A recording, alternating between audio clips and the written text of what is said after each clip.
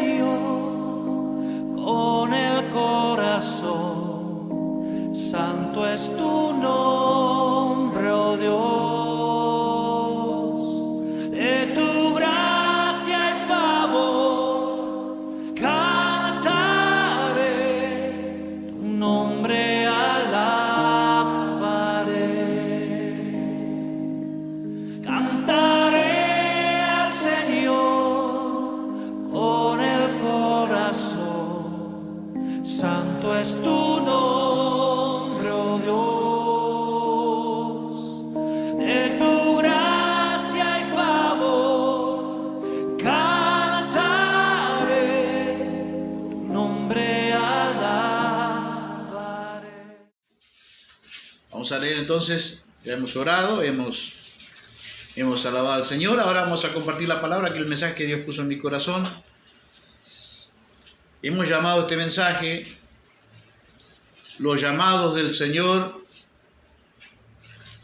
al hombre y el último aviso de Dios. Y el último aviso de Dios, los llamados de Dios al hombre. Se sobreentiende, ¿no?, que para que regrese a Él o se reconcilie con Él. Y el último aviso de Dios. El libro de Amós, capítulo 4, estamos allí. Vamos a leer el libro de Amós, capítulo 4. Vamos a leer algunos versículos. Vamos a leer también algunos versículos del... Así que yo les vaya diciendo, hermanos, allí en el capítulo 5. Porque Dios es un Dios de amor, básicamente, y agota los recursos con el hombre. Eso me encanta, ver a Dios, ¿no? Porque a veces Dios emite sus juicios y todo lo demás, o anuncia sus juicios eminentes para el hombre, pero no sin antes darle siempre una puerta de esperanza. Parece no, es que es así, Dios es así.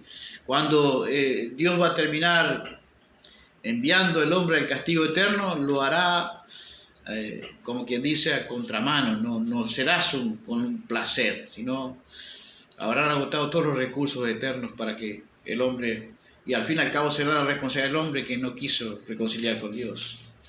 Amós era nacido hagamos un poquito un recuento de la historia del libro de Amós, que a veces sabemos muy poco. Había nacido en Tecoa, cerca de Belén, la misma aldea donde nació Jesús. Amós era un criador de ovejas, un criador de ganado, y también era un granjero, hermanos. La palabra Amós, o el nombre Amós, todos los nombres antes tenían un significado, ¿sabía usted, no? Y la palabra Amós significa carga, o el que lleva una carga. ¿Cuál carga sería Amós? ¿Una carga por quién? Por las almas. Una carga de especial manera por el remanente. La palabra remanente, ¿qué significa? En su etimología más sencilla, lo que queda muy bien de algo. Y había en aquel momento un remanente de Israel. Y como lo hay hoy, nosotros somos el remanente de Israel. Dios siempre tiene todas las edades, tiene un remanente. Y es la primera vez que aparece en la palabra, en el capítulo 5, 15, que Amós habla del remanente de aquel entonces, pero que tiene ilustración. El mensaje de Amós, como el mensaje de Oseas, que era el otro profeta que se llama menor, pone de relieve el amor de Dios en medio del anuncio de sus juicios, porque Dios también es un Dios que anuncia juicios. A veces nosotros creemos que, o la mayoría de muchos creyentes, entienden que Dios es amor y que por lo tanto no va a haber juicio. Pero la Biblia dice que la casa de Dios, el juicio de Dios comenzará por lo de la casa. Dios anuncia juicio para el hombre. Amós proclamaba la majestad y la justicia insobornable de Dios contra los pecadores. Es un Dios de amor, pero es un Dios de justicia, que al fin y al cabo Dios va a pregonar su justicia y va a enviar sus juicios sobre aquellos pecadores empedernidos en el pecado. Sus dominios, la situación de Amós ministró, podemos decir así, Amós ministró en la situación que estaba Israel en ese entonces. Reinaba Jeroboam, un rey, Jeroboam II, y ese rey había extendido considerablemente los dominios de Israel. Y durante un largo periodo, se entiende que 794 al 753 a.C., y había mucha paz y mucha prosperidad. Y yo hallé mucha coincidencia con el mensaje, básicamente, de este capítulo 4, con nuestra actualidad hoy. Mucha coincidencia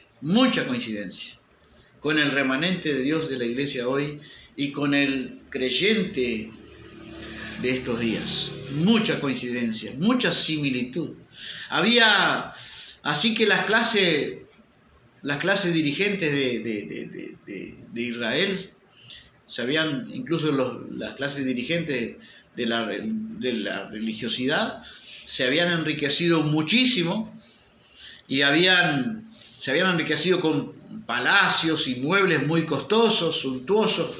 Había muchos festines, mucha extravagancia, había gran riqueza, predominaba la riqueza, lujo, arrogancia, seguridad carnal, y eran los pobres muy oprimidos, pobres, opresión de los pobres, decadencia moral como la hay hoy, y el culto se había reducido a ser un culto, el culto de la religión de aquel entonces, el culto que se le brindaba a Dios, se había reducido a una simple apariencia de afuera, un culto formal, sin tener vivencia interior. Era algo que solamente se manifestaba en forma exterior, un formalismo vacío de significado interior. ¿Qué Dios mira? ¿Lo de afuera o lo de adentro? El hombre mira lo que tiene delante, pero dice la Biblia que Dios mira en el corazón, lo que hacemos y por qué lo hacemos. Y en ese formalismo frío, apático, el pueblo de Dios había entrado. Ahora sí, leemos el capítulo 4, entonces todos estamos allí.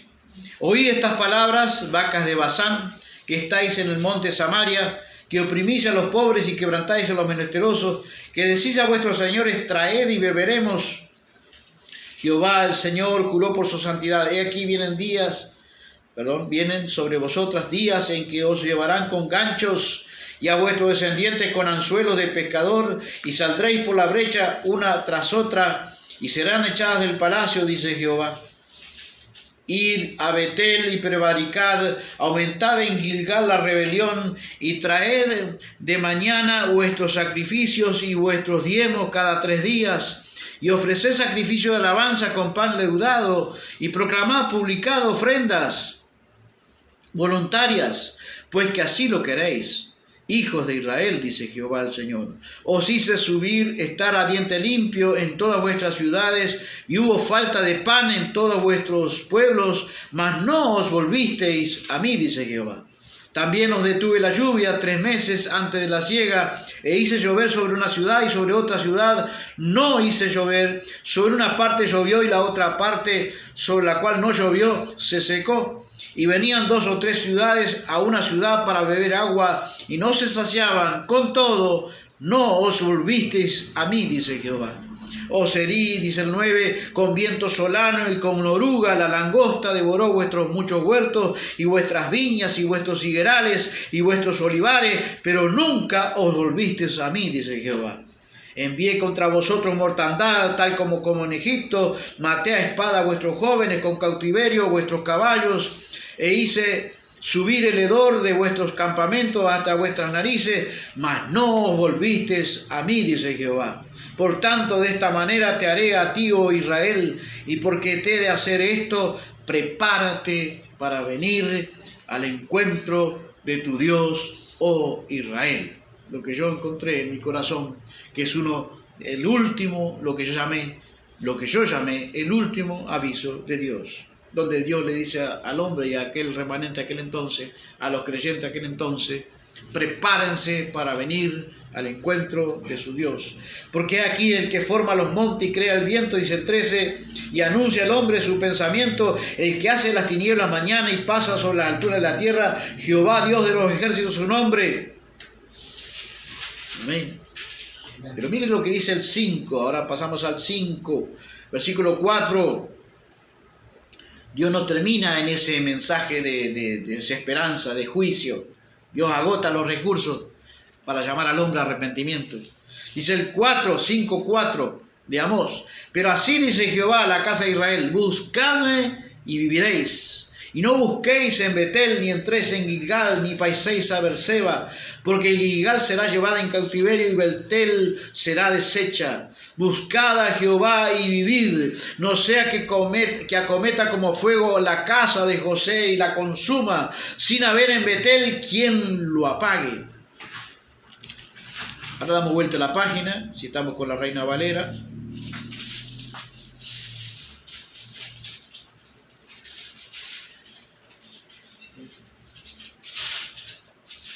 Y vamos a leer capítulo 6.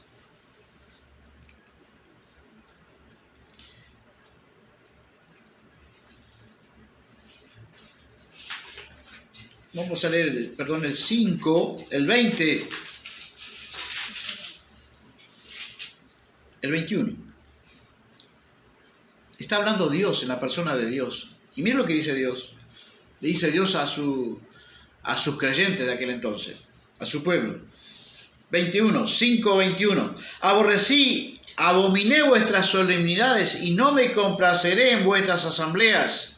Y si me ofreciereis vuestros holocaustos y vuestras ofrendas, no las recibiré, ni miraré a las ofrendas de paz de vuestros animales engordados. Quita de mí la multitud de tus cantares, pues no escucharé los salmos, las salmodías de tus instrumentos. Pero corre el juicio como las aguas y la justicia como impetuoso arroyo. ¿Me ofreceréis sacrificio y ofrenda en el desierto en 40 años, oh casa de Israel? Dios no recibía las cosas que comúnmente pensamos que Dios recibe. ¿Qué le parece? Vamos a comenzar con el desarrollo, la plataforma de inicio de esta enseñanza. Dios comienza en la boca de su profeta y está describiendo en su lenguaje sencillo, porque recuerden que profeta ni siquiera dice yo no soy profeta, soy boyero, era un cultivador de higos, era por eso un granjero, era también un hombre de campo, un hombre que criaba ovejas o que criaba ganado, allí Amós. Y entonces él tiene un mensaje sencillo y frontal. Y comienza en el 4:1 del capítulo 4, al versículo 1 al 3, describe lo que se entiende que está identificando a las mujeres de Israel, que nadie se sienta aludido. Pero las define como vacas de Basán. Parece una cuestión media hiriente, pero vacas de Basán. Describe a las mujeres de Israel, que estaban, esas mujeres satisfechas, entregadas a vicio y placeres, tenían con espíritus lascivos, cuando digo espíritus lascivos, con deseos sexuales desenfrenados, fuertes, descontrolados, desenfrenados. Y las presenta Amós a esas mujeres como entregadas a las bajas pasiones de sus corazones. Y las presenta con un emblema particular. Estas mujeres manipulaban a sus maridos. Usaban la manipulación femenina, que es muy efectiva, ¿no? Cuando la mujer usa diabólicamente la manipulación sobre el hombre. Y estas mujeres usaban la manipulación a sus maridos para que los maridos siguieran en su enriquecimiento oprimiendo a los pobres.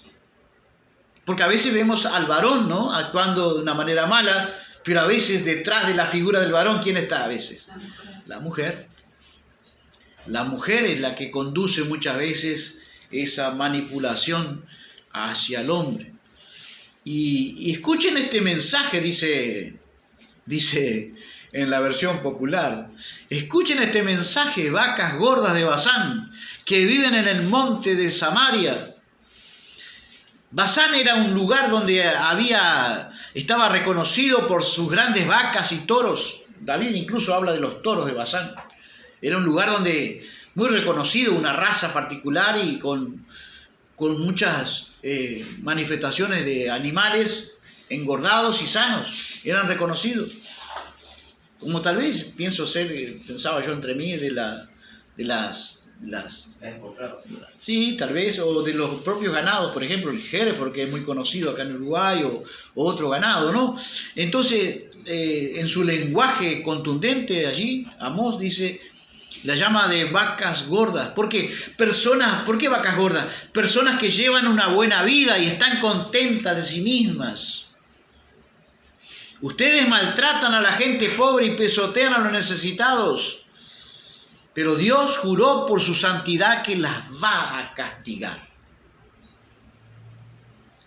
A básicamente esas mujeres. Por supuesto que también iba a castigar a los maridos, iba a castigar al hombre.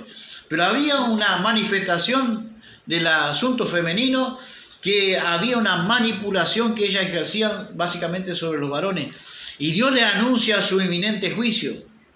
Porque muchas veces decimos, ¿no? Y hemos escuchado, ¿cuántas veces hemos escuchado esto? Yo pensaba entre mí, que detrás de un hombre de Dios hay una buena mujer. Siempre se escuchó eso. Y yo me digo, ¿por qué nunca decimos de la otra parte? Detrás de un mal siervo de Dios, ¿quién puede haber también? ¿Quién puede estar detrás?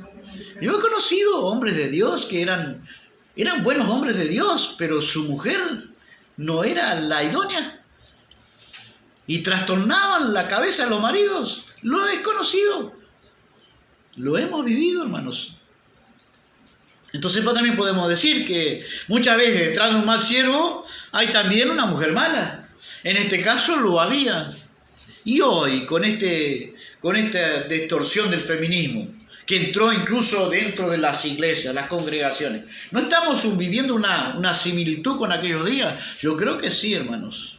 Y Génesis 3:16, yo creo que en aquel entonces, como en nuestros días, cuando el feminismo distorsiona y la mujer manipula al hombre, sea en el hogar, pero mucho más grosso el error o el asunto diabólico, cuando la mujer ha tomado muchas veces el gobierno de la iglesia. Cada vez hay más mujeres gobernando la iglesia. Cuando leemos desde el mismo comienzo, Génesis 3:17, Dios le dice a la mujer, la nueva traducción viviente dice así, dice, tú querrás dominar a tu marido, pero tu deseo será para él, dice la Reina Valera, ¿no? Pero la nueva traducción viviente dice así, desearás controlar a tu marido, pero él gobernará sobre ti. El viejo sueño de Satán de distorsionar. Satán, si no puede lograr su sueño, trata de distorsionar el modelo que Dios especificó para el caso del hombre y para el rol del hombre y para el rol de la mujer. No es que machismo, no es que seamos mejores, no. Dios estipuló un rol específico para la mujer y Dios estipuló un rol específico para el varón. Por eso Pablo escribía, y allá los que quieran contender con la palabra, Pablo escribía y escribe para nosotros hoy, lo que entendemos que es vigente. Dice Pablo que no permito a la mujer, el marido es cabeza de la mujer, así como Cristo es cabeza de la iglesia. Y entendemos que en ese cabeza, el marido, cabeza de la mujer, ¿qué quiere decir? Que va a tomar el liderazgo de la casa, el liderazgo de la iglesia, porque es cabeza. ¿Qué más? Va a ser el líder de la casa, va a tener la autoridad en el gobierno, en los planes de Dios, y va a tener también, va a ser el que toma las decisiones. Y en este mundo, ¿no hemos visto acaso la introducción del feminismo, el distorsionado feminismo que ha hecho que el varón muchas veces se encuentre manipulado por las mujeres? Aquí había un caso particular y Dios anuncia para esas mujeres un juicio inminente y le anuncia con una figura de la pesca. ¿Cómo se dio más adelante? Dice que iban a ser llevadas cautivas Cuando los asirios conquistaron algunas ciudades, hicieron que esas mujeres, y por supuesto los maridos y a sus hijos, Dios anuncia, dice que iban a ser llevados a juicio, ¿no?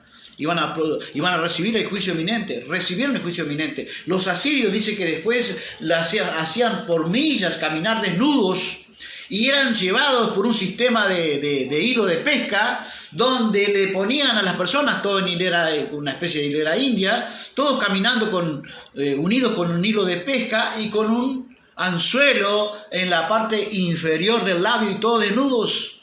Vino el juicio. Terrible juicio que recibieron. Porque dice Dios juró por su santidad que las va a castigar.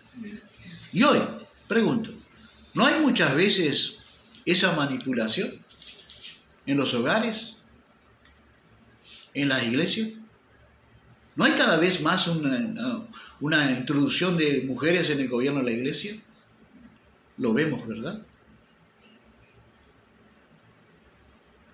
Alguien una vez me invitó para ir a la reunión de los líderes, y cuando yo le dije que no iba, me preguntó por qué. Dije, una de las cosas que no voy es porque, dos cosas, mirá. Una de las cosas que no voy es porque, no vi nada edificante, no nos reunimos para edificación. La Biblia dice que cada vez que nos reunimos tiene que ser para edificación. Si me voy a reunir con otro líder, tiene que ser para edificación, no para conversar. Tiene que haber edificación. Tenemos que compartir los planes del Señor, los propósitos de Dios, cómo podemos, no sé, evangelizar, cómo podemos llegar a más gente, no sé. No vi nunca edificación, o muy poca ni nada de edificación. Y la segunda cosa que te voy a decir, no voy porque he visto que las que meten más la cuchara no son los pastores, sino que son las mujeres de los pastores. Uno no va a la reunión para hablar con... Y hermanos, el doctor, la esposa del doctor no es doctora, ¿o sí? Bueno, el pastor, la esposa del pastor no es pastora. Estamos en la misma línea, ¿podemos entender eso? Bueno, pero cuando la mujer toma ese lugar que no le compete, está atentando contra la autoridad que Dios le dio al hombre. Está en clara y eminente juicio de Dios. Por eso advertimos para quien quiera escuchar. Por supuesto, para quien quiera escuchar. No permito a la mujer enseñar ni ejercer dominio, autoridad sobre el hombre, dice Pablo. Pero eso es cosa de Pablo, dice. No es cosa de Pablo, porque la Biblia dice toda la Escritura, diga conmigo, toda la Escritura es útil por Dios, es inspirada por Dios, exhalada por la boca de Dios. Eso quiere decir la palabra inspiración, exhalada por la boca de Dios. Toda la Escritura y dice que toda es inspirada por Dios, toda la Escritura. No dice alguna parte. Toda la Escritura es inspirada por Dios y útil para enseñar, para redarguir, para corregir, para instruir, a fin de que el hombre de Dios sea enteramente preparado para toda buena obra. Es útil para todo. Te dice que todas las Escrituras, no dice que alguna parte. Y si empezamos a decir que esa parte era de Pablo, es el machismo, que era cultural, que era para aquella época, que ahora que Dios cambió, no sé qué, entramos en una divergencia y salimos en un terreno fanagoso. Yo prefiero quedarme con la palabra de Dios. Dice, todas las Escrituras, pues toda la Escritura es útil. Todas las Escrituras son inspiradas por Dios, salieron de la boca de Dios, del corazón de Dios. ¿Podemos decir amén? Amén. Entonces, espero que las hermanas puedan conservar su rol que Dios les asignó. No porque sean menos, ni porque el hombre sea más. Simplemente es el rol que Dios asignó a cada uno de nosotros, a las mujeres y a los hombres. Y eso hay que respetarlo. Entonces hay una clara coincidencia con nuestros días. Porque el marido es cabeza de la mujer, así como Cristo es cabeza de la iglesia, es autoridad el marido, es el que va a tomar el liderazgo, el que toma las decisiones, porque la cabeza, ¿qué hace la cabeza? Es la que toma las decisiones, eso quiere decir. Amén. Amén. Ayude a su esposa, si tiene ese deseo que Satanás logró mechar en Eva. Acá lo vemos que Satanás logró en una parte, logró plasmar su deseo diabólico de que la mujer intente robarle el lugar que Dios le asignó al varón. Es el orden de Dios. Dios asignó un rol específico para el varón y otro para la mujer. 1 Corintios 14:34, dice, no permito a la mujer enseñar ni ejercer dominio, autoridad sobre el hombre. Y le pregunto, una mujer que es pastora en la iglesia, no existe el término pastoral, la Biblia es ajena a la palabra pastora, pero una mujer que es pastora en un rebaño, su marido está sentado ahí, ¿está ejerciendo autoridad sobre él o no? Sí. ¿Está contradiciendo la palabra? Está contradiciendo la palabra. Entonces, tenemos que saber que es una clara manifestación de contrariedad a los roles establecidos por Dios mismo. Y aquellas mujeres fueron anunciadas eminente, porque lo hacían manipulaban a sus maridos en su riqueza, fueron anunciadas un severo juicio, como también creo que todo aquel que recibirá también, aquel que traspasa los límites de la palabra de Dios que Dios ha establecido en su orden. Hermanos, y Dios le promete a aquellas mujeres castigarlas severamente como los hizo con los asirios, que ya lo contamos, ¿verdad? En segundo lugar, versículos 4 y 5. Dios a través de su profeta usa un lenguaje un poco que no entendemos. Dice, vayan a Betel. Está hablando en ironía. Es como que usted cuando su niño quiere hacer algo que usted no quiere, ¿no? Y usted le dice, al fin y al cabo le dice, pero anda, si querés andar, anda. Y así está hablando de parte de Dios, con ironía, con sarcasmo, está hablando su profeta de parte de Dios, Amós. Y Dios, para criticar o ridiculizar a los israelitas, le dice, vayan a Betel a prevaricar y prevaricar. ¿Qué era prevaricar? ¿Alguien se acuerda de prevaricar? Cuando hablamos del rey Saúl, ¿se acuerdan qué era prevaricar? ¿Qué era prevaricar? La etimología de prevaricar es caminar torcido. Saúl se acostumbró, dice que prevaricó contra la palabra de Dios, se acostumbró a caminar torcido. Y es un caminar torcido voluntario, no es involuntario, no es por ignorancia. Es cuando hacemos las cosas, un funcionario público, y hace las cosas sabiendo que lo que está haciendo está mal. Y Dios le dice, vayan a Betel y prevaricad. Aumentad en Gilgal la rebelión. Aumentad en Gilgal y Betel la rebelión. ¿Qué hacían? ¿Quiénes esos lugares? Betel y el otro, que dije, Gilgal. Eran lugares importantes, centros de culto, donde se le rendía culto a Dios. Y Dios dice que vayan allá y que aumenten, ¿qué cosa? La rebelión. Así que estaban actuando para Dios en rebelión.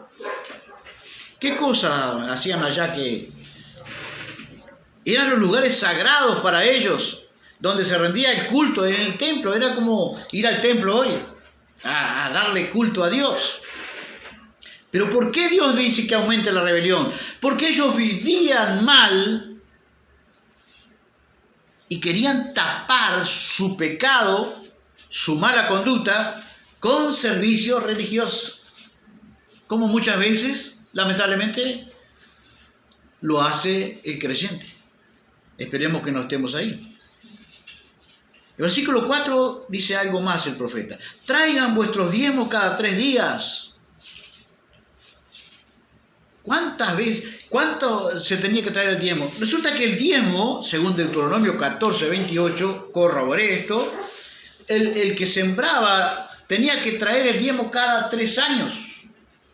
Pero acá dice que los israelitas, cuando iban al templo, llevaban el diezmo, dice, lleven el diezmo cada tres días.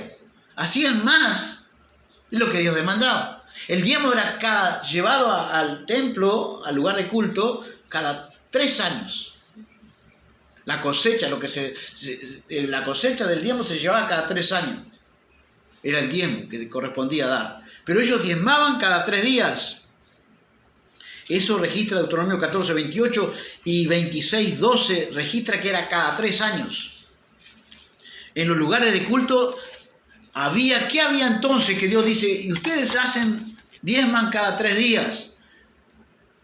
Ahora ya empezó el año y ya están pidiendo las primicias.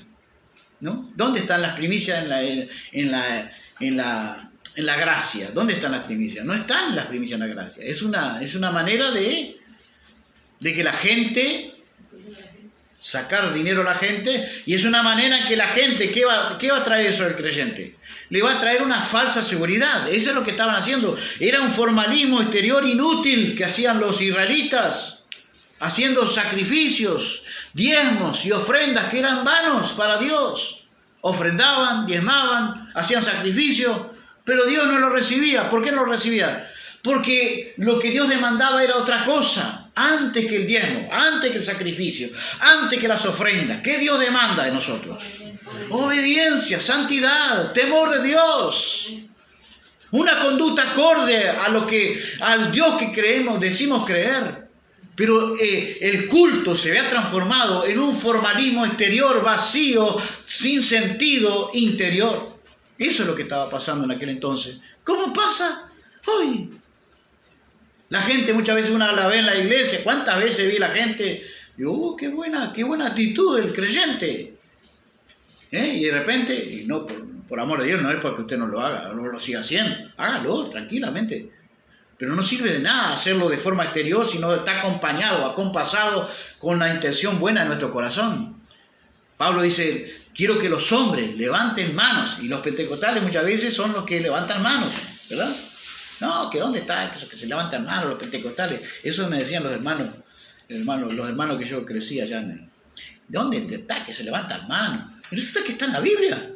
Quiero que los hombres, dice Pablo, levanten manos. ¿Pero cómo tienen que ser las manos? ¡Santas! ¿Y cuántas veces uno ve las manos levantadas a la gente, pero se termina el culto y siguen viviendo una vida mediocre, una vida totalmente corrupta? Peor que a veces que el impío. Entonces las manos, ¿puedo levantarlas? Claro que puedo levantarlas. Si la Biblia dice, levantad manos, pero sin santas. Tienen que ser manos santas, con santidad. Tiene que ir acompasada de un temor interno. ¿Estamos de acuerdo o no? Amén. Pero lo que hacían los israelitas era todo ese sacrificios, ofrendas, diríamos, pero todo era un servicio a Dios brindado de forma exterior, sin ir acompasado por un corazón temeroso de Dios. Y Dios le sigue hablando a través de su profeta, vayan a pecar a Betel, vayan ya a Gilgal. ¿Cómo hay a pecar al culto? Pero estaban pecando. Y habían entrado en un conformismo que ya ni siquiera se daban cuenta. La gente a veces lleva los diezmos y con eso cree que está en comunión con Dios, cree que está reconciliado con Dios. Nada más lejano que la verdad muchas veces. Era lo mismo que hacían los fariseos, que Jesús se enoja, dice, ustedes los fariseos traen la diezma del eneldo, del comino, de la menta, que eran los que plantaban en la huerta de la casa, que son especies aromáticas para la comida, entiendo, ¿no? Dice Jesús, esto era necesario hacer, pero sin dejar de hacer aquello. ¿Cuál era lo más importante? La justicia, la misericordia y la fe. Esto era necesario hacer sin dejar de hacer aquello. ¿Cuál era lo más importante? La justicia, actuar como justos.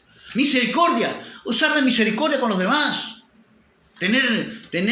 Considerar la necesidad de los demás, no mirarse solamente para nosotros mismos. Y la fe, participar de la fe. Entonces era lo mismo que hacían los fariseos. Un acto exterior vacío de sentido interior. Y Dios le dice a través de su profeta en la Biblia de lenguaje común, dice,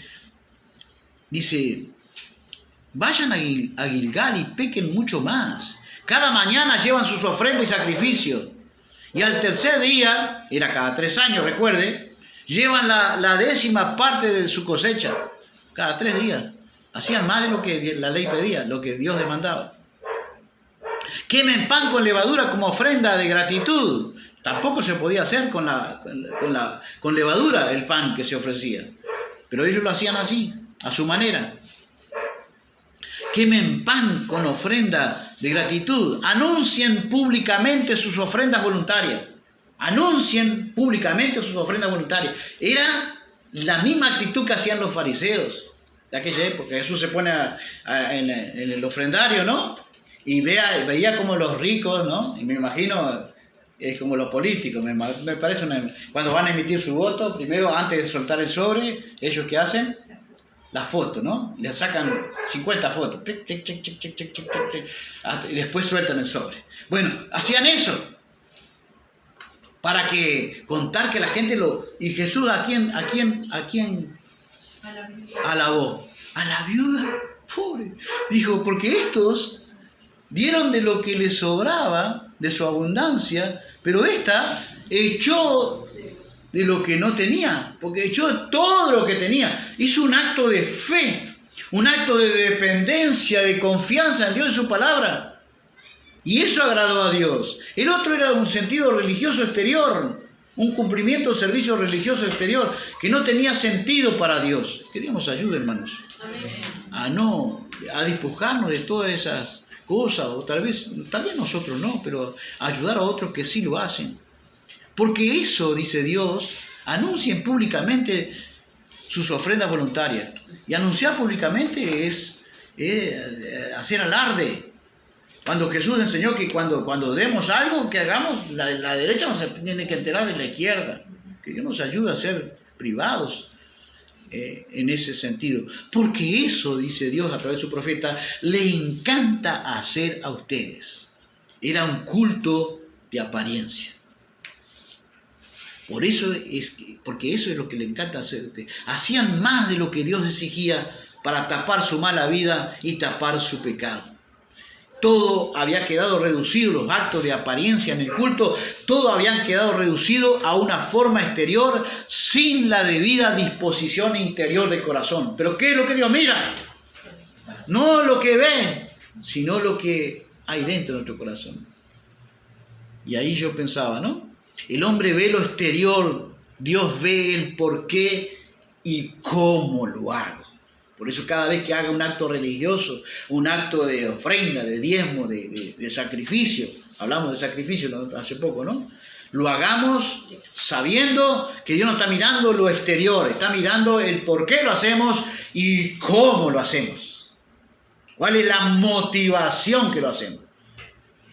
Para que podamos recibir realmente el beneplácito de Dios en nuestros actos de servicio a Dios. Que Dios nos ayude. Amén. Todo estaba reducido a una forma exterior. Y Dios le dice, lo llama ¿a qué cosa? Arrepentimiento. Los llamados, ahora vemos la otra parte, los llamados de Dios al hombre al arrepentimiento. Cosas que ellos tampoco se daban cuenta, como tampoco a veces nos damos cuenta nosotros. Los llamados de Dios al arrepentimiento, a regresar a su palabra, a regresar a su camino, a regresar a la vida sincera de relacionamiento con Dios y su palabra, a través de Cristo. 4:6, dice, tuvieron diente limpio, no les di nada de comer y les faltó comida en todas sus ciudades. Mas no os volviste a mí, dice Jehová. Así que muchas veces la carencia, la necesidad de comida, la necesidad de que podemos pasar, ¿qué es eso? Un llamado al arrepentimiento de Dios para volvernos a Él. ¿Cuántas veces nosotros nos quejamos y no vemos que es un llamado de Dios, que algo estamos haciendo mal, que Dios nos está invitando al arrepentimiento? Cuando entremos en carencia, hermanos, podamos nosotros... Dios ha prometido que no nos va a faltar el pan. Pero si nos falta, examinemos nuestra vida, examine la vida toda persona que tenga carencias materiales o del pan, de comida, porque muchas veces ese es el medio por el cual Dios usa para llamar al hombre a su regreso, regresar a sus caminos. También dice 4:7, os detuve la lluvia 3 meses antes que la siega, y no crecieron los cultivos. Cuando se viene una sequía por 3 meses, antes de la siega, ¿cuál es el problema que se anuncia allí? ¿Cuál es? Escasez y ¿qué más? Ayer hablábamos con alguien. ¿Qué más? ¿Y qué más? En carestía. Carestía, escasez y carestía. Las cosas van a escasear. Y aquel que tiene que producir va a gastar más porque tiene que regar, tiene que producir con riego artificial. ¿Y qué van a hacer? Va a encarecer. Pero Dios está hablando a través de esas situaciones, que muchas veces el hombre no se da cuenta. Por eso el llamado de Dios, o los llamados de Dios al hombre, y el último aviso se llama este mensaje. También nos detuve la lluvia 3 meses antes de la siega, y no crecieron los cultivos, dice esta versión. Y dice también, permití que lloviera en una ciudad y en otras no. Estamos, pero así en esa situación. Acá el norte, ayer hablábamos con un señor, y yo le decía, hemos sido bendecidos, acá en el norte ha llovido, ¿no? Precioso, las pasturas como están. Alguien me mostraba la foto de cómo está el campo. Mi vecino me mostraba la foto de cómo está el campo, cómo está ahora y cómo estaba antes, otros años. El campo está verde, es un pastizal enorme. ¿Por qué? Porque ha llovido mucho.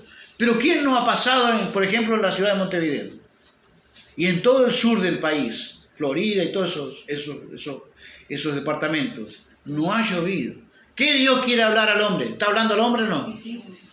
Dice que ha llovido en algunas ciudades y en otras no. Unos lugares tuvieron lluvia y otros se secaron. Aún así, ustedes no regresaron a mí. Es una oportunidad que el hombre no puede desechar. Es un llamado de atención al hombre que Dios le está hablando su deseo que el hombre se vuelva a él. ¿Qué le parece? Yo nunca lo había visto así. Pero aquí el profeta nos muestra los llamados de Dios al hombre. Agota todos los recursos. 4:9. Hice que se dañaran los cultivos por el calor y las plagas. Destruí sus huertos y viñedos, y las langostas devoraron sus higueras y olivos. Está hablando de parásitos, hongos en las plantas. Pero ustedes no regresaron a mí. ¿Habrá enfermedades en las plantas? Milios. Parásitos. ¿Qué Dios está hablando al hombre? Que se arrepienta y que vuelva a Él. Pero el hombre desecha esa oportunidad. Pero ustedes no regresaron a mí. 4:10. Envié plagas terribles como hice con Egipto. Cuando Dios dice que hice, ¿qué quiere decir Dios? ¿Es Dios que envía esa plaga, ese problema, o lo permite? Entendemos que lo permite. Por supuesto que lo permite. Envié plagas terribles como hice con Egipto. Permití, mejor dicho, que sus jóvenes murieran en batallas. Hice que ustedes sintieran el hedor de su ejército, pero ustedes no regresaron a mí. Las guerras que hay, cuántas madres que pierden a sus hijos. Jóvenes, ¿qué le está hablando Dios a través de esas situaciones? Que se vuelvan a Él. Miren los recursos que Dios hace. 4:11. Los destruí como hice con Sodoma y con Gomorra. Parecían como una brasa sacudida o sacada del fuego. Dice que somos como una brasa sacada del fuego. ¿De quién está hablando? De nosotros, el remanente. Y nosotros a veces no percibimos eso. Parece que en el 4:11 Dios envió, o permitió, mejor dicho, terremoto. En Sodoma y Gomorra murieron todos. Pero acá dice que muchas veces Dios los destruí, como dice con Sodoma y Gomorra, con terremoto. Dicen los que saben que es con terremoto. Parecían ustedes como una brasa sacudida del fuego. Así que si somos remanentes de Dios y no perecimos en alguna circunstancia de tan terrible o trágica como en otros países pasa, gracias a Dios que no pasa, terremoto, podamos disfrutar y saber que somos como una brasa sacada del fuego, el remanente de Dios, para que se vuelvan a Él. Pero aún así, dice Dios, ustedes no regresaron a mí. Y el último aviso, 4:12, por eso voy a castigarte, Israel. ¿No lo castigará también al ser humano cuando rechaza a Dios todas las oportunidades que Dios le da? Por eso voy a castigarte, Israel. Voy a hacer lo mismo contigo. Así que prepárate para venir al encuentro de tu Dios. Que el hombre se prepare para venir al encuentro de su Dios.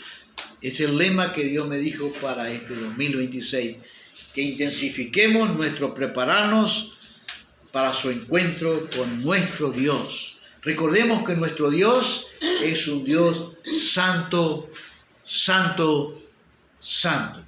La palabra 3 veces santo significa un Dios que no peca, un Dios que no puede pecar y un Dios que no tolera el pecado. Por eso tenemos que trabajar nuestra vida espiritual. Amén, hermanos. ¿Quién subirá al monte? Dice, el limpio de manos y puro de corazón. Que Dios nos ayude a estar en ese emblema. En los tiempos de Amós, en la tergiversación del culto, que los hombres habían hecho del culto un emblema solamente de actos exteriores, vacíos, sin sentido interior, sin que el corazón participara, sinceramente. También Dios dice algo en los tiempos de Amós, y tal vez yo digo, no nos dirá ahora lo mismo, que nos examinemos, hermanos, que a veces nuestros cultos, nosotros nos olvidamos y parece que todo recibe Dios. Ofrenda, hermano, que Dios recibe su ofrenda. Y no siempre es así. Cantemos al Señor, que el Señor está atento a nuestras alabanzas. No siempre es así. Tenemos que hacerlo de la manera correcta. Y en aquella iglesia, aquellos creyentes, aquel pueblo de Dios, aquellos israelitas, tenían algunas características que son con mucha similitud de nuestros días.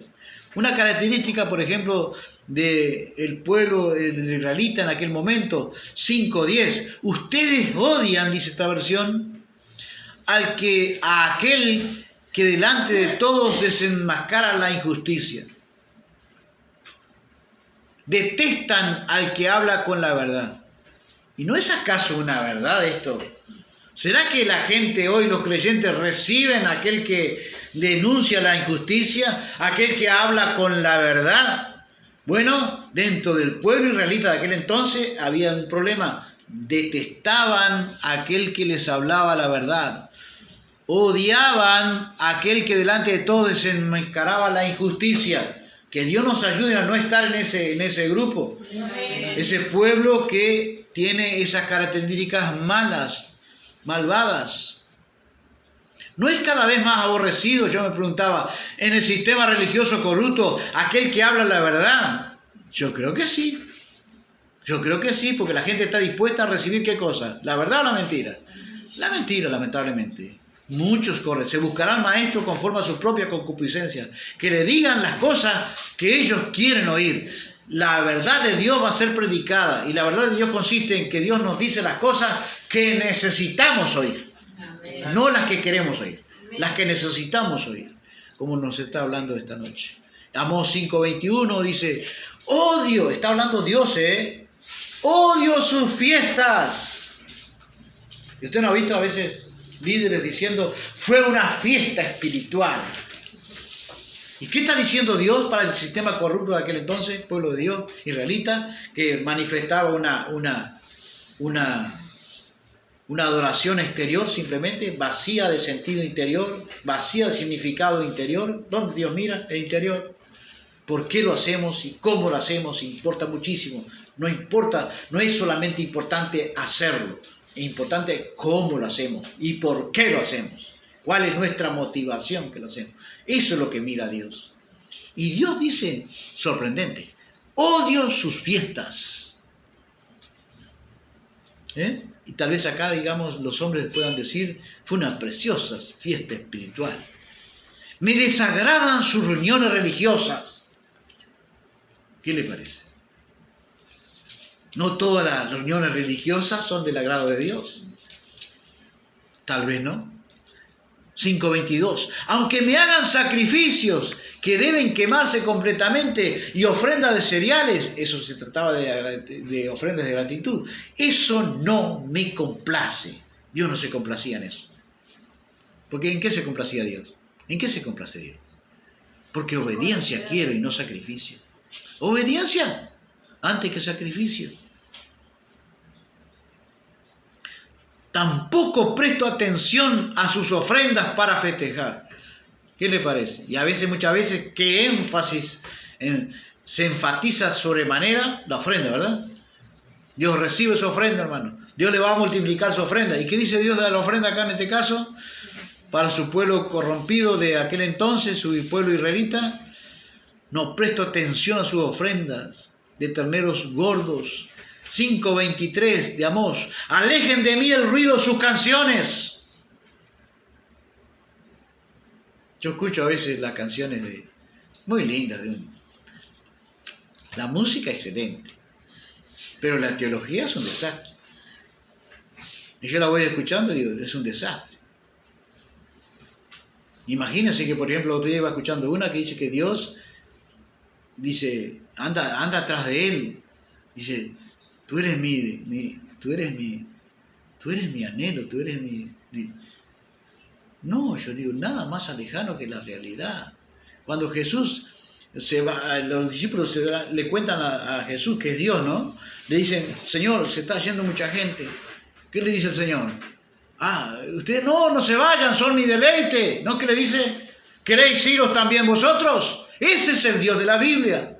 Y a veces las canciones, por bonitas que sean, hermano, si no tienen una teología que va con la Biblia, Dios no las recibe. Son canciones humanas. Son canciones hechas de los corazones imaginariamente que Dios las recibe. No recibo sus canciones. Alejen de mí el ruido de sus canciones. No escucharé las músicas de sus arpas. ¿Y cuántos salmistas escuchará Dios en este tergiversado mundo evangélico, entre comillas?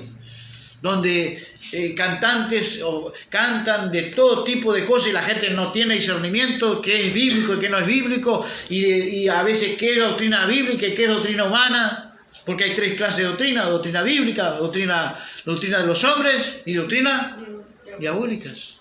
Y a veces en las canciones hay mechadas doctrinas diabólicas.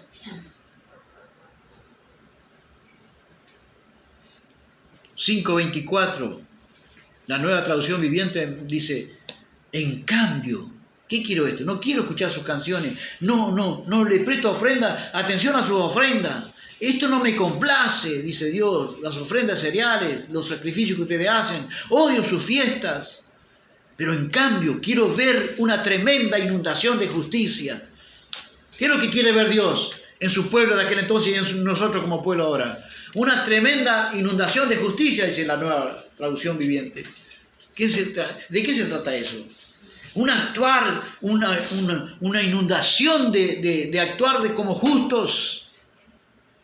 Que pueda haber en nuestro corazón ese deseo, que Dios nos pueda promover. Amén. Que podamos mostrar verdaderas transformaciones en nuestra vida, en vida de justos. Eso es lo que le impacta a Dios. No le impacta tanto el milagro, no le impacta nuestras ofrendas y nuestros sacrificios. Lo que le impacta a Dios, nuestras transformaciones de vida, hermano, por amor de Dios.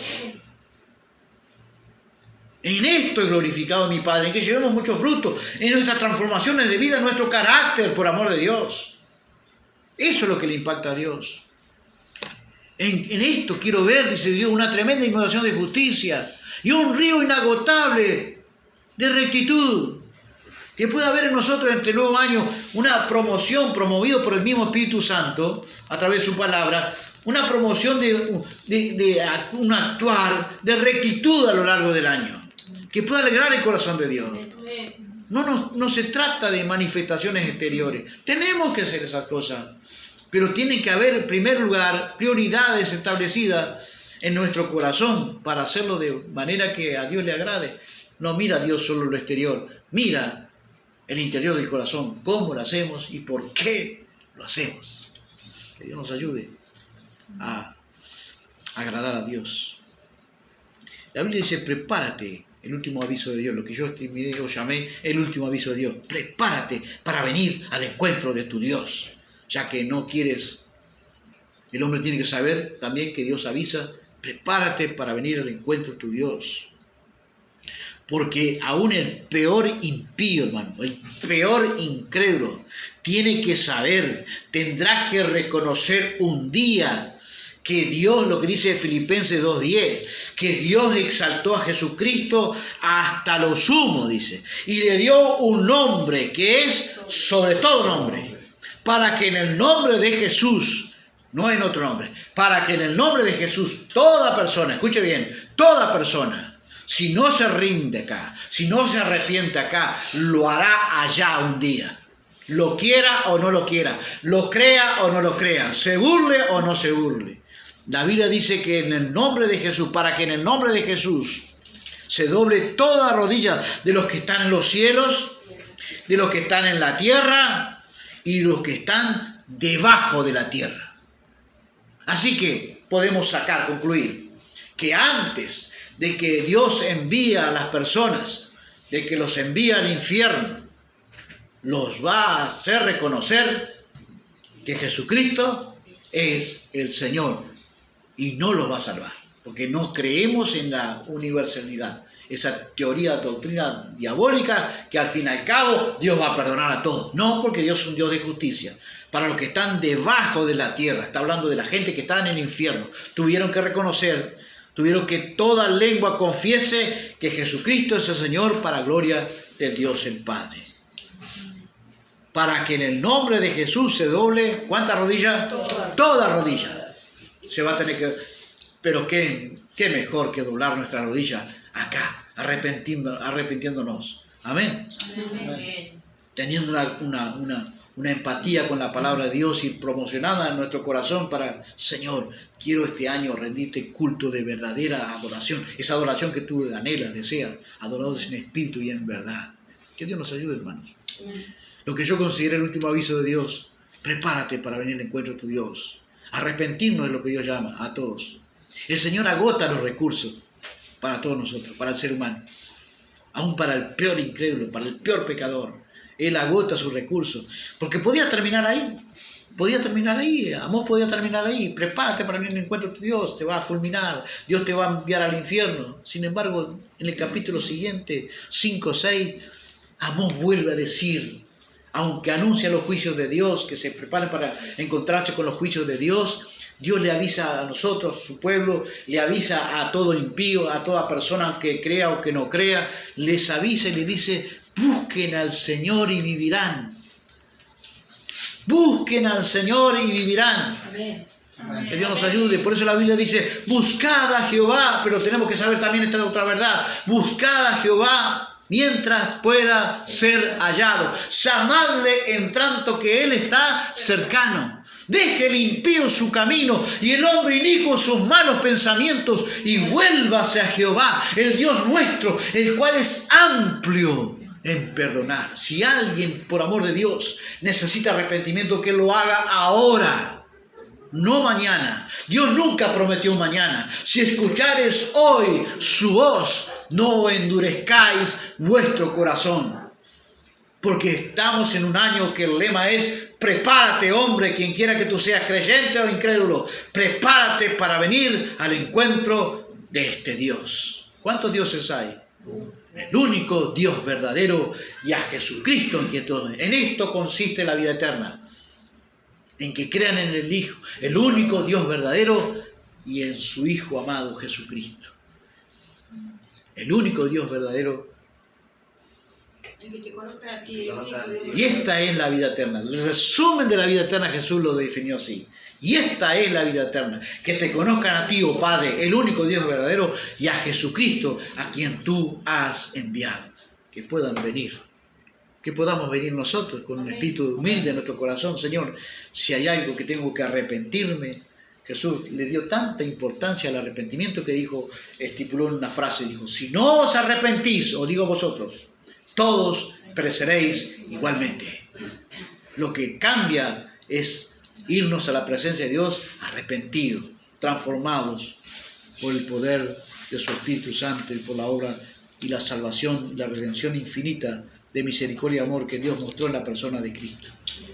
Si el hombre no se arrepiente, todo hombre que no se arrepienta recibirá toda la ira de Dios. Primera Tesalonicenses 1:10 dice que Jesús nos libra de la ira venidera. Podemos estar allí cobijados bajo la misericordia de Dios. Amén. ¿Cuántas veces? Yo digo, ¿cuánta gente le dirá a Dios? ¿Cuántas veces quise como la gallina junta sus polluelos? Esto lo dijo en una ciudad, pero ¿cuántas veces le dirá al hombre? ¿Cuántas veces quise como la gallina junta sus pollitos debajo de tus alas? Y el hombre dice, no quiero, y no quisiste.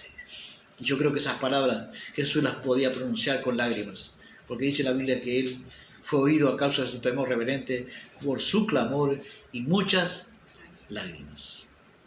Una particular revelación, para terminar, de un hombre que admiro. Él decía, yo nunca había notado eso. Él decía que en Génesis, cuando el hombre peca, ¿no? El primer pecado, el hombre peca y Dios viene a su encuentro, dice, ¿dónde estás, Adán? Y Adán estaba escondido porque había pecado. Habían pecado y se habían vestido de hojas de higuera. Las primeras manifestaciones que hacen, a mi creer, alusión a la religión. El hombre queriendo tapar su pecado con buenas obras. Pero Dios dice que no le sirvió. Dios dice que los vistió con túnica de piel, así que hubo una víctima, un animal, hizo alusión al pecado. ¿Por qué Dios? Alguien dijo, no entiendo por qué el pecado, en qué cosa glorifica el pecado a Dios. Glorifican que Dios, desde el primer momento, ya cuando el hombre peca, Dios hace alusión a la obra de su amado Hijo Jesucristo. La obra que Él ya tenía en la mente infinita de Dios. Nada le sorprende a Dios. Dios no improvisa nada, hermano. Estaba sabiendo desde el principio todo bien. Desarrolló el plan de salvación y redención eterna por nosotros, los pecadores. Y dice que cuando viene Adán, nosotros podemos pensar, seguramente que Adán tenía también ese temor. Y nosotros podemos ver que en Adán, allí asustado, temeroso con Eva, dice, y ahí se sacaron la culpa, ¿no? Se la pasaban uno al otro. La serpiente me engañó, dijo la mujer. ¿Y tú qué hiciste? ¿Oíste la voz de tu mujer? Dice, la mujer que me diste, esa me hizo pecar. Y así, a la serpiente, no sé, que la serpiente no pudo defenderse. Pero, y ahí comienzan a hacer los juicios, ¿no? Y van los juicios al hombre, y seguramente que Adán pensó, porque el pecado, ¿qué provoca el pecado? A más de muerte, ¿qué provoca? La ira de Dios. Cristo, en la cruz, sufrió la ira del Padre. La ira que nosotros no vamos a sufrir. Pero en Génesis, en la revelación está que dice que cuando Adán podía haber recibido todo el castigo, ¿no? Y ahora, maldito serás tú. Hubiéramos quedado bajo maldición. Pero ¿quién recibió la maldición de Dios? Jesús. No. Sí, después en el futuro. Dice, por causa tuya, de tu pecado, la tierra será maldita. Dios desvió la maldición sobre la tierra y no sobre Adán. Gloria a Dios. Porque ya su mente infinita tenía que la maldición la iba a llevar ¿quién? Jesucristo en la cruz del Calvario. Sufrió, hecho por nosotros maldito. Hecho por nosotros maldición, dice la Biblia. Una particular revelación entonces. Génesis 3:17. Maldita será la tierra por tu causa. Podía haber dicho, si hubiese dicho esas palabras a Adán, estábamos sin esperanza. Pero Dios emitió la maldición sobre la tierra. Gloria a Dios. ¿Podemos decir gloria a Dios? Gloria a Dios. Cristo, dice Gálatas 3:13, nos redimió de la maldición de la ley, hecho por nosotros maldición, porque escrito está, maldito todo aquel que es colgado en un madero, que muere colgado en un madero, en la cruz. La muerte de Jesús en la cruz selló nuestro destino eterno de bendición. ¿Tienes tú a Jesucristo, quien nos libra de la ira venidera? Si lo tienes, podemos decir gloria a Dios. Y si no lo tiene, el hombre tiene que saber que va a recibir todo hombre que no tenga a Jesucristo en su corazón, a la redención infinita de misericordia y amor que Dios manifestó en la cruz del Calvario, con un consumado es, una obra completamente completa, perfectamente perfecta, nada que agregar, nada que quitar. Somos salvos por gracia, por la obra de Cristo. Y por medio de la fe, y no por nosotros, no por nuestras buenas obras, sino porque dice que la Biblia es por gracia, para que nadie se gloríe. Todo aquel que no tiene la salvación, la Biblia dice que Jesucristo nos libra de la ira venidera. Va a recibir la ira venidera que viene sobre este mundo y sus moradores. Dios nos ayude entonces a valorar lo que tenemos en camino, lo que tenemos en nuestras manos, la salvación tan grande, como dice el libro de los Hebreos. Por eso, pues, no la descuidemos este año. Intensifiquemos nuestro obrar, hermano y amigo oyente, quien nos quiera que nos escuche. Intensifiquemos nuestro obrar de prepararnos, intensificar nuestro encuentro con nuestro Hacedor. Estamos ante un Dios todopoderoso. Estamos ante un Dios excelso, supremo, que habita en luz, dice la Biblia, inaccesible. Que Dios nos ayude a esperarlo preparados, sea en su venida o sea en nuestra ida en este mundo ante su presencia. Porque no sabemos. Puede que alguno en este año que iniciamos, puede que alguno de nosotros sea llevado a su presencia. ¿Y qué tiene que estar? Vosotros, dijo Jesús, estáis preparados. Porque el día y la hora nadie sabe. El Hijo del Hombre vendrá como ladrón en la noche. Estáis preparados.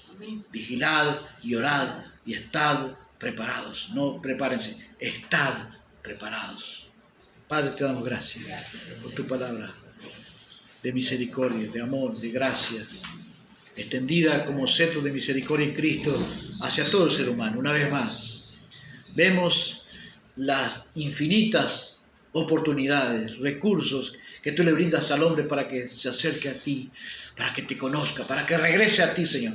Oramos por aquel que está alejado de tus caminos, oramos por aquel que está cercano, oramos por aquel que está indeciso, oramos por aquel que está confrontado, Dios mío, en lo más íntimo de su corazón y todavía tiene tema para resolver, oh Dios. Oramos para que tu Espíritu Santo, quien convence de pecado, justicia y juicio, le haga venir a los pies de Cristo, Señor. Pueda encontrar salvación, la única salvación que está en Cristo. Pues no hay otro camino, no hay otra verdad, no hay otra vida, Señor. Es la vida de Jesucristo. No hay otro nombre dado a los hombres en quien podamos ser salvos. Jesucristo el Señor. Te damos gracias, Señor. Pedimos extensiva tu misericordia sobre aquel que todavía no llegó a los pies de salvación de Cristo, Padre. Que la cruz de nuestro Señor Jesucristo sea revelada en su corazón, la obra perfecta de tu amado Hijo Cristo, Señor. Cristo es luz de revelación para los gentiles. Revélate con esa luz de tu palabra, Señor, alumbrando el entendimiento, entrando con tu providencia divina, con tus recursos espirituales para que tus almas, para que tu palabra corra y sea glorificada, salvando almas, Señor. Este es el día, proclamamos que este es el día que hizo Jehová. Nos alegraremos, nos gozaremos, y qué mejor gozo y alegría que ver tus almas salvándose, oh Dios. Hay gozo en los cielos cuando un pecador se arrepiente. Que alguien esta noche pueda encontrar salvación en tu palabra, Señor, a través de tu palabra y la guía y la voz y el poder de tu Espíritu Santo. En el nombre bendito de Jesús, pedimos extensiva tu misericordia también, como siempre lo hacemos, como siempre lo pedimos, Padre, que confirme la palabra como lo hacía con la iglesia primitiva. Confirmaba Dios la palabra con las señales que la seguían. Señor, confirma la palabra con alguna señal, algún milagro, algún prodigio, alguna sanidad en los cuerpos enfermos, para aquel que puede creer, que aquel puede recibir como creíste te sea hecho. Así se ha hecho, Señor, en los cuerpos enfermos, sanando los cuerpos enfermos. Tu palabra dice que el que teme a Jehová, y tu palabra viene para traernos temor de alguna forma. El que teme a Jehová y se aparta del mal, tú eres medicina para su cuerpo y refrigerio para sus huesos. Señor, que recibamos la medicina para nuestros cuerpos que tienen algún problema de la salud, Señor. Que Cristo sea glorificado a través de tu palabra.